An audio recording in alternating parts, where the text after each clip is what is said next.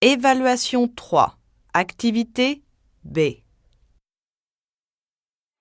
J'ai participé plusieurs fois à la course Ironman d'Hawaï. Cette compétition est extrêmement difficile. Un conseil ? Mettez en place un plan d'entraînement. C'est la première chose que je recommande aux sportifs qui souhaitent y participer. Entre 6 à 8 mois avant la compétition, vous devez planifier un entraînement. L'avantage de préparer 3 disciplines différentes, c'est que vous alternez les exercices. Ainsi, l'entraînement est moins pénible pour votre corps.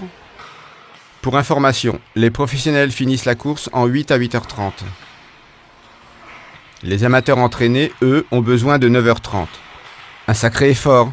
Il est donc impératif de se fixer des objectifs réalistes selon sa condition physique. Les difficultés ne manquent pas. Pour la majorité des athlètes, le moment le plus difficile arrive à la 3e étape, pendant la course à pied. La natation peut être douloureuse pour certains, mais ce n'est rien comparé à la dernière partie. Après 6 à 7 heures de compétition, le corps est en situation de grande fatigue. Les jambes sont lourdes, vous avez mal aux épaules, au dos, aux mollets. C'est dans le marathon qu'on atteint ses limites. Vous avez différentes options.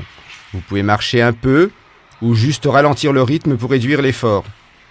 En réalité, c'est la tête qui prend les commandes du corps. À ce moment-là, une bonne préparation mentale fait la différence. Dans les compétitions extrêmes, on gagne avec sa tête. Ce sont les pensées positives qui permettent de rester motivé. Par exemple, en cas de douleur, il faut penser à boire. En cas de fatigue, il faut trouver les ressources nécessaires pour continuer. Il s'agit de travailler sur ses objectifs et ses croyances personnelles.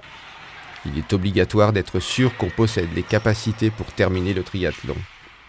Comme on dit, qui veut peut.